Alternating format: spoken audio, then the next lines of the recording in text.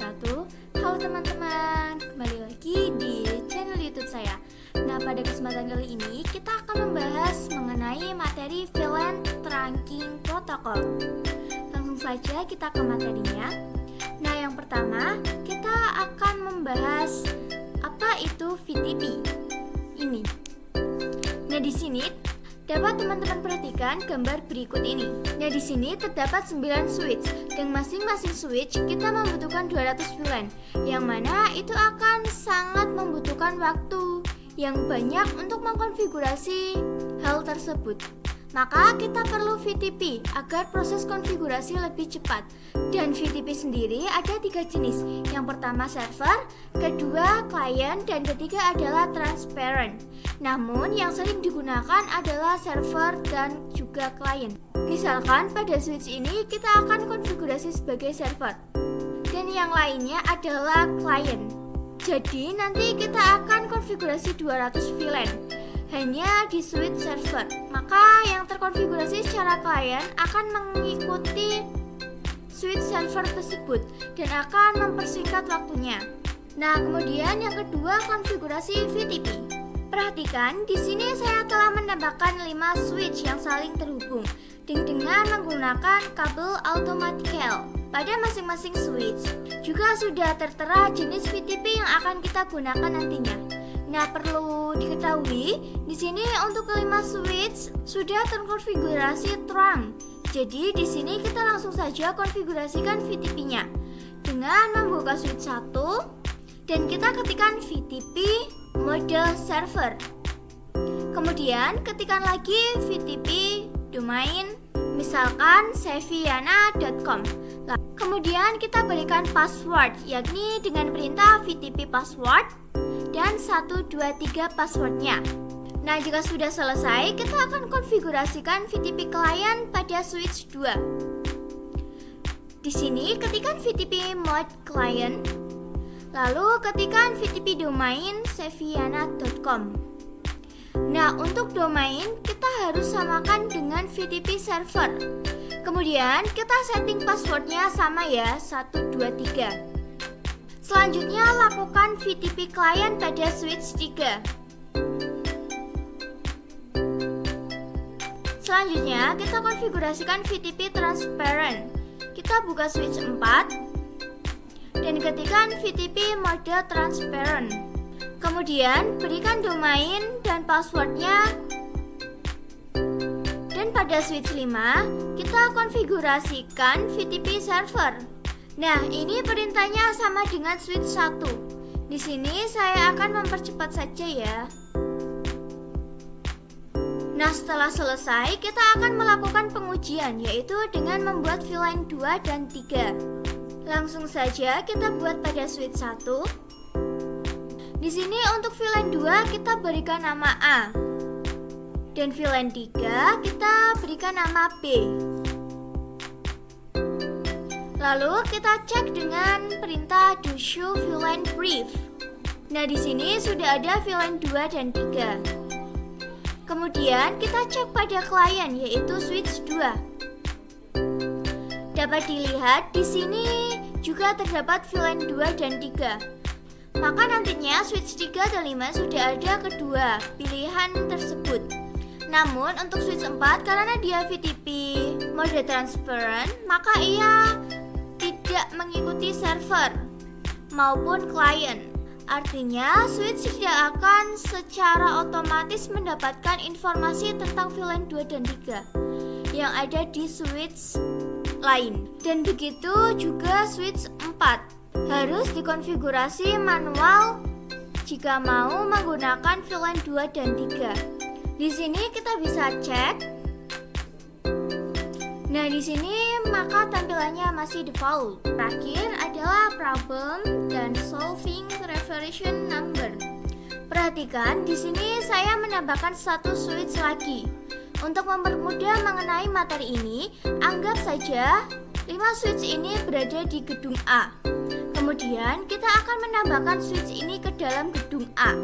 Namun switch ini merupakan bekas dari gedung B. Untuk contoh saja, di sini saya akan konfigurasikan sebagai VTP server. Jika sudah, lanjut konfigurasi lagi dengan membuat VLAN.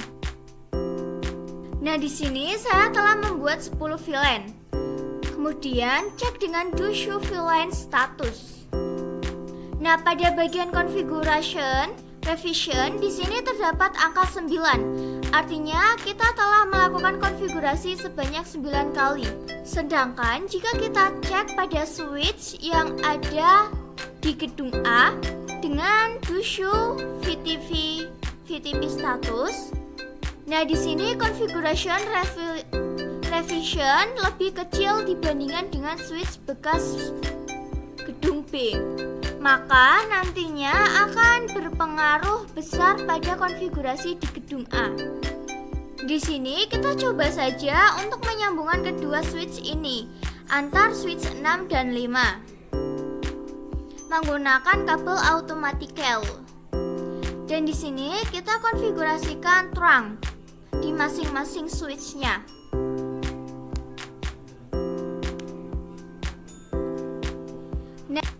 Nah, apa pengaruhnya? Seperti yang kita tahu bahwa switch 6 kita konfigurasikan VLAN hingga 10. Sedangkan switch-switch yang ada di gedung A hanya dikonfigurasikan VLAN 2 dan 3. Revision yang lebih besar dan perannya sebagai VTP server. Switch 6 dapat mempengaruhi dengan menyamakan konfigurasi VLAN di switch-switch lain di gedung A. Kita cek pada switch 5 dengan do show VLAN brief. Maka VLAN yang terkonfigurasi sekarang ada 10. Artinya ia mengikuti konfigurasi switch 6 yang mana itu sangat berbahaya karena konfigurasi kita bisa bertambah dan terhapus. Namun di sini kita memiliki solusinya. Pertama, kita hapus dulu kabelnya. Kemudian pada switch 6 kita akan tambahkan VLAN-nya lagi sebagai pembeda. Jika sudah, kita cek configuration revisions. Pastikan switch 6 lebih besar. Nah, bisa dilihat di gedung A. Nah, bisa dilihat di gedung A, revision adalah 9, sedangkan switch 6 adalah 14. Maka di sini kita coba menyamakan konfigurasi switch 6 dengan switch di gedung A. Dengan cara kita mengubah revision number pada switch 6 menjadi 0. Caranya adalah mengubah switch 6 menjadi mode transparent. Langsung saja kita konfigurasikan.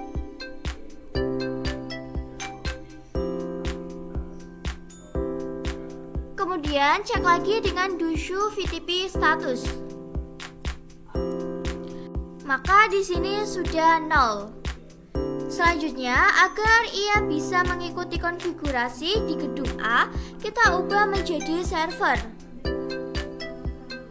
Jika sudah, kita cek untuk VLAN-nya.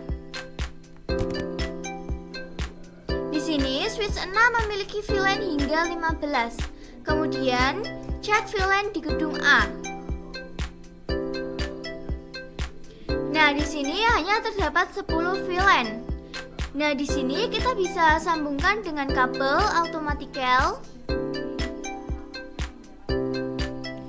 dan konfigurasikan trunk di kedua switch. Selanjutnya, cek VLAN lagi di switch 6 dengan do show VLAN brief. Maka di sini VLAN-nya hingga 10 saja, yaitu di gedung A. Jika kita cek pada VTP status, maka untuk configuration revision juga sudah 9, bukan 0 lagi. Nah, mungkin sampai di sini saja video tentang materi VLAN trunking protokol dari saya. Mohon maaf apabila ada kesalahan. Sekian dari saya, sampai bertemu di video selanjutnya. Terima kasih.